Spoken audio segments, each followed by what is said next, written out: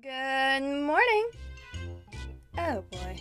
It's another cartoon to live action film. And this one is also garbage. Oh well. How about we go over what we know from the original shows to compare this dumpster fire, shall we?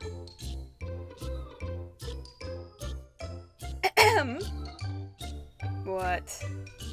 Yeah, well, you did the research on the original shows, right? Yes, and so did you. Why? Well, since, you did the research, so I'm just thinking maybe you can tell the viewers at home what you know? But you're the reviewer. So? I will be doing no such thing. Here, read off of that. Oh, okay. This works too, I guess. The original character is created by Walter Lantz with Ben Hardaway, the man behind the creation of Bugs Bunny and Daffy Duck. The television shows were produced by Walter Lantz Animation Studios and distributed by Universal, starting back in 1940. There have been many people who voiced Woody Woodpecker over the years, a few of those being Mel Blanc, Kent Byron Rogers, and Grace Stafford, who, fun fact, is Walter Lantz's wife. The last episode for The Woody Woodpecker Show to air was dated on September 25th, 1958. Then later, a new show was created called The New Woody Woodpecker Show that aired until its end on March 28th, 2002. On July 13th, 2016, it was reported that a live-action and CGI hybrid film is being made starring Woody Woodpecker and is to be given a theatrical release in Brazil, while the rest of the world got it through certain streaming services like Netflix. As a result, this is what we got. And I'm the one with the brain the size of a walnut? Please.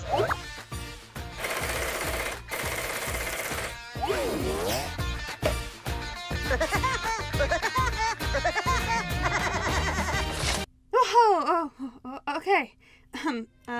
Hey, Edder, can we not do that again? Then do your own research next time! Whatever. I did do some research.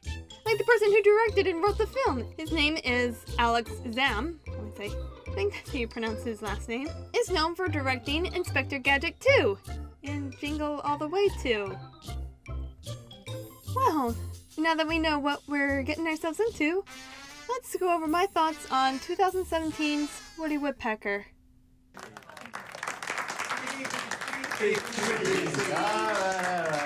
Now, the original shows don't follow any particular storyline, but instead is an episodic of nonsense and fun with Woody interacting with different characters. The film, on the other hand, is one long story with Woody being the familiar character while the humans are made up for the movie. But the writers did try to be a little clever with one of the characters' names being a play-on reference to the original creator. Not that anyone cares, but let's get into the story before making any more quick judgments, shall we? Woody Woodpecker, or whatever that thing is, wakes up to the sound of poachers, Nate and Otis Grimes, invading his forest. And you know they're bad people because they tear down the no poaching sign as they are entering. Super scary. Meanwhile, a lawyer, or I assumed he was, Lance Walters lost his job because he told the press that he doesn't care about the wildlife and fretted some protesters and his boss didn't like it. As a way to help support himself, Lance plans on starting up a new retail business on some land his grandfather left him with his fiancée Vanessa.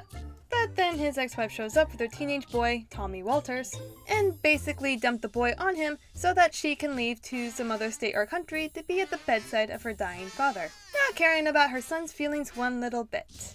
I may or may not be taking this part a little too personal, but you really don't want to hear editor's input. Too bad you're hearing it anyways.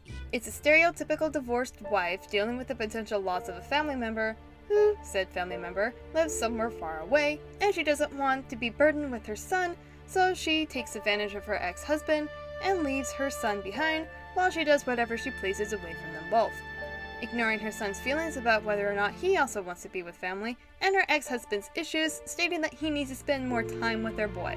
Though the film is filled with stereotypes, with the exception of the really offensive stuff, this particular one I really hate seeing and experiencing over and over again.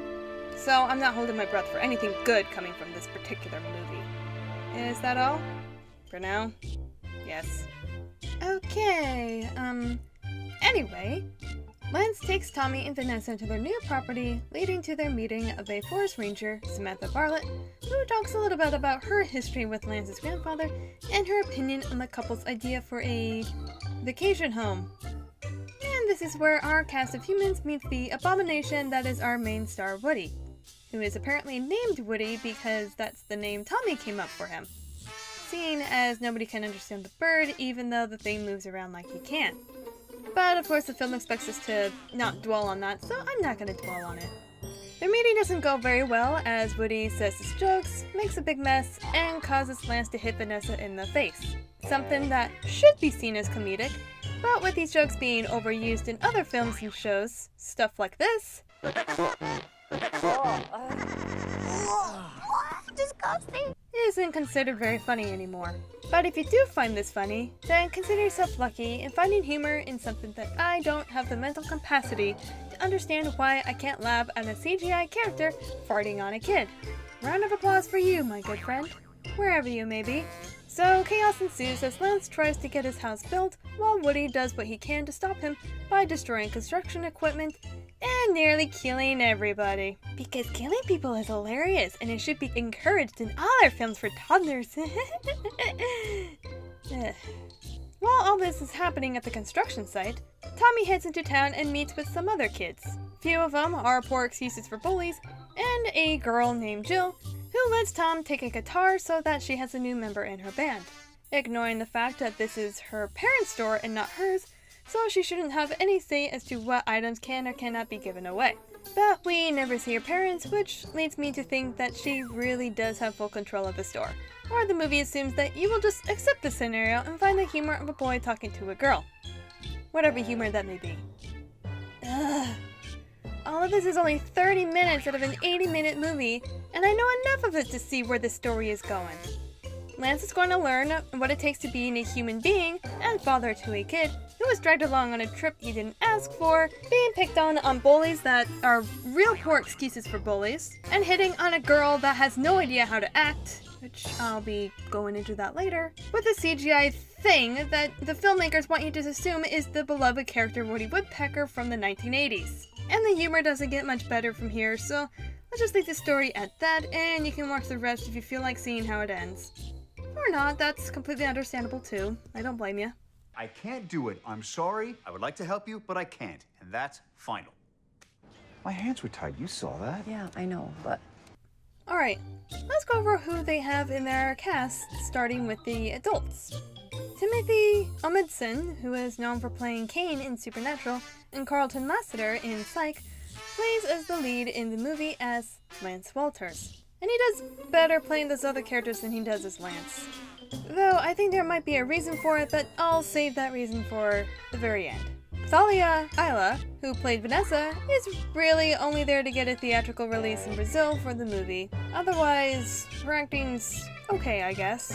The Poachers, who I forgot were in the movie halfway through it, were played by Scott McNeil, known for several voice roles in Dragon Ball Z, and Adrian Glenn McMorran, known for playing Michael Amar or Murmur in Arrow. The two did alright playing as dumb characters, with the exception of being funny. And Jordana Largy, known for playing Freddy in Rememory and Silver Mist in Once Upon a Time in Wonderland, played Samantha Bartlett, and she was probably the best performance out of all the adults since she was more into her role than anybody else. All in all, everyone played their roles not to their very best and probably only took the job as another paycheck. Or maybe there is something more happening behind the scenes that kept these actors from playing 100%. Nah, it can't possibly be the director. He's directed Inspector Gadget 2 of all things. Yeah. Moving on. Next up are the kids, and I have nothing good to say about their performances. Graham Vercher as Tommy, Chelsea Miller as Jill, and Jacob Davis as Lyle. They all either need some serious help with their acting or need better directing. Their acting is so poor that whatever they are doing looks super fake and cringy to the point that it makes me feel bad for them. When I said earlier there might be a reason why, and of course I joked about it, I really think it's the director Alex Zam who is not only keeping the adult actors from performing their best, but also giving very poor instructions to the kid actors, which causes them to, well, have cringy performances like they do. So, if anything, this movie could have been better if they had a better director, which unfortunately they didn't. They got Alex Sam, but hey, what can you do? And lastly, we have the voice of Woody Woodpecker, Eric Bauza, who is known for acting a lot of characters from The Muppet Babies, Star vs. the Forces of Evil, DuckTales, and many, many more. This dude has really good range, and I found his demo reel from last year on YouTube, and it is amazing. It'll be in the description below if you want to check it out, by the way. But back onto his performance as Woody Woodpecker, even though I don't like how the character looks, Eric's performance is still really good and sounds very close to the original character. But just not as funny, but I think that's the director's fault. I guess the TLDR for this section is, it's all the director's fault. They had a poor director. Moving on.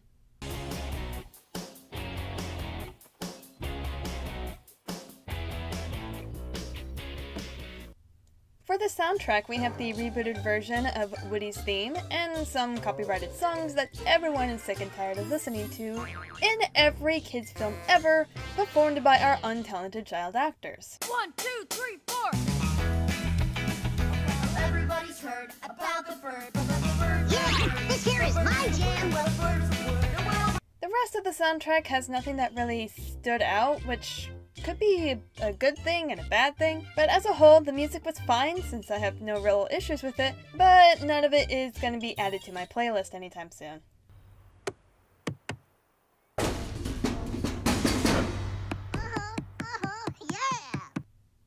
Yeah. Editor? Do you want to say anything for sound effects? Well, they have basic cartoon effects and forest ambience that can be found in about any sound library.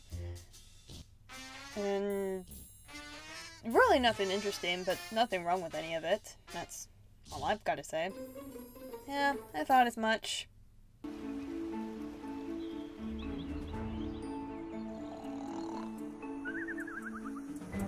First, let's state the obvious. Woody is not fun to look at. Second, the shot compositions are done very well, and the scenery, though very, very green, is pleasant enough to see and isn't super distracting to what the audience is supposed to look at.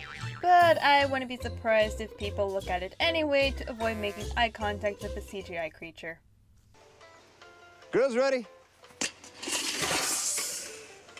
Don't you dare post that. I hate doing this again, but just like some other adaptation I reviewed, you are better off just watching the original shows. Though the original cartoons don't follow any particular storyline, the show does very well at telling their stories about a woodpecker just enjoying life by causing misery to other characters, and in return, we as the audience enjoy a good laugh and distraction for our kids. For those who never seen any of the original episodes, there is one you can watch right now after the credits of the movie about Woody Woodpecker trying to go over Niagara Falls in a barrel, while a park security member does his best to prevent him from doing so. Or better yet, just skip the film entirely and just go straight to the episode, if you don't feel like spending over an hour on trash. And that's about all I have to say about 2017's Woody Woodpecker. Do you guys agree or disagree with my claims? Let me know in the comment section down below, or with the like and dislike button. Do you have anything else to say, editor? Just be respectful with one another down there. I don't want to drop by and see any nooses and pitchforks getting prepared simply because of some disagreement or trolling. What are our plans for our next video? Next video should be a modern adaptation review on the film A Simple Twist of Fate, based on a very old book titled Silas Marner by George Eliot. Sweet! So if you guys want to see them, and when they come out, please remember to subscribe and turn on the notification bell. And we hope to see you all next time. Good night!